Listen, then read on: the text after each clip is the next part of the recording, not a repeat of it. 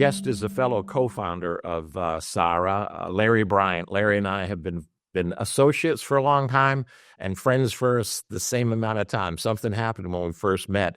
And I think, Larry, it was our mutual commitment to safety and reliability. We kind of knew it from the beginning that we were speaking the same language. And Larry was a friend while I was the president of EPRA, a dear friend, and supported EPRA. And now, along with two other gentlemen, we co-founded SaRA, the Safety and Reliability Association, as a separate 501c6. Larry, thanks for joining us, and tell me a little bit about your background. I know you just retired, so are retiring. Congratulations. Thanks, Alan. Glad to be here. Had a 40-plus year career, basically all with the same company, but with three different names. Started out as a E&I tech on the floor, progressed up through supervisor, maintenance superintendent, maintenance manager, and then the director of reliability for the Domtar Pulp and Paper Corporation, of which I'm retiring from. In that journey, worked with a lot of people side by side on the floor.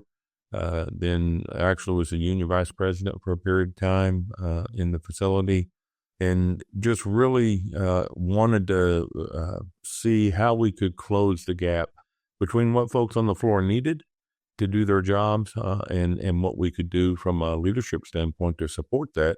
And that's really what's driven me in my career, is how do we help those on the floor be successful, be safe, those who supervise those folks to be successful and to be safe, and how do we remove those barriers that many times get in the way of the overall structure of leadership? Excellent. That's why I think you and I connect so much, because that is the passion, is to keep the folks on the floor safe. And we both realize that a reliable plant is a safe plant.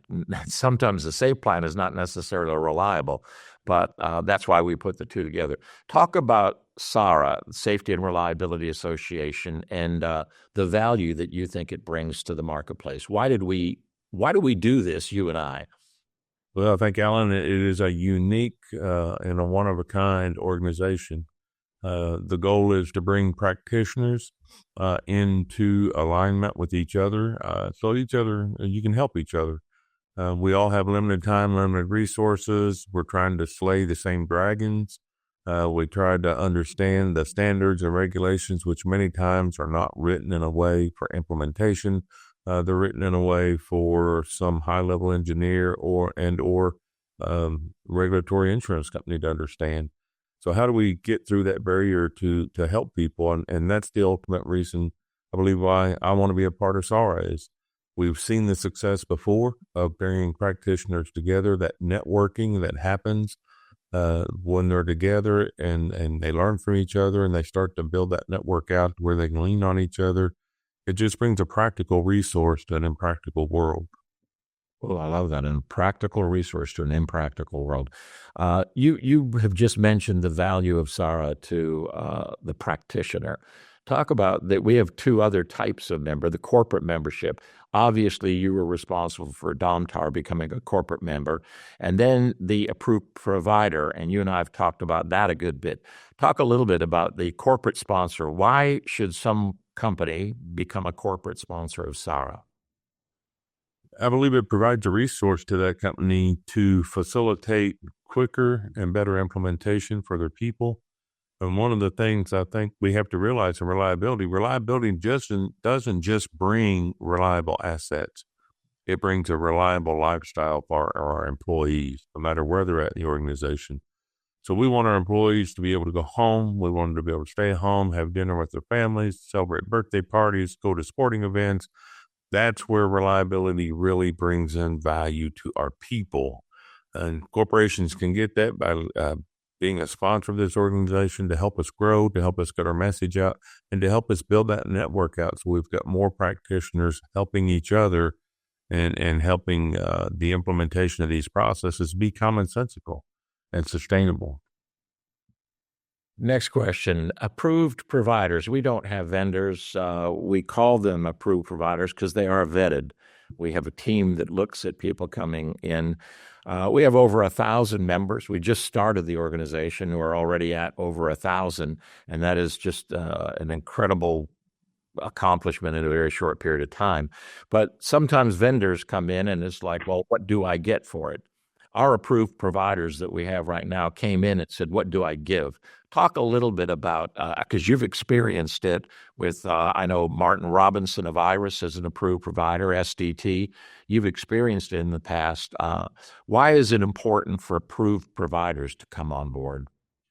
What we're looking for, Alan, is we're not looking for a sales gimmick or a sales spiel.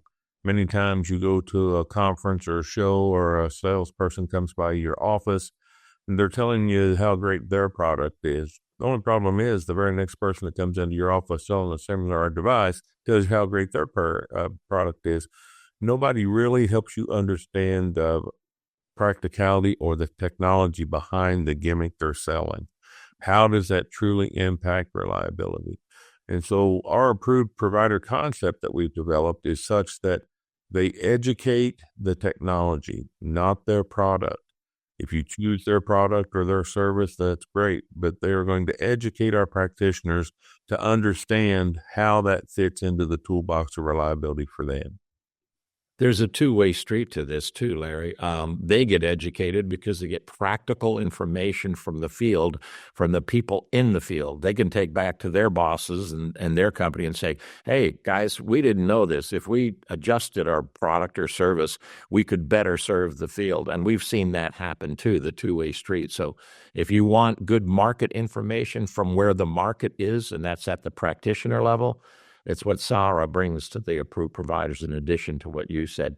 One last question that I haven't kind of prepped you that I wanted to do is, what are you going to do now that you're retiring on February the 14th? What's next? I think there'll be a second career of some type, Alan. I don't know what that looks like yet. I truly enjoy reliability from the standpoint of seeing the value that it brings both in people's lives and as manufacturing in the U.S. continues to be under external pressures, reliability is some of the biggest money that we've got. It's in our control. It's something we can do.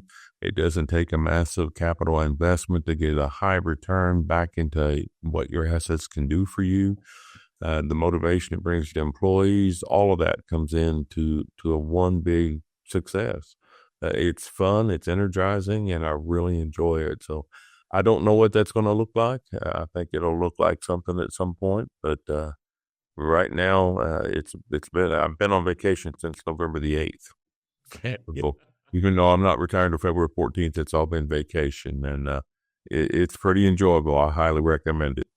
And what I know is happening behind the scenes is there's someone at home saying, would you go and do something?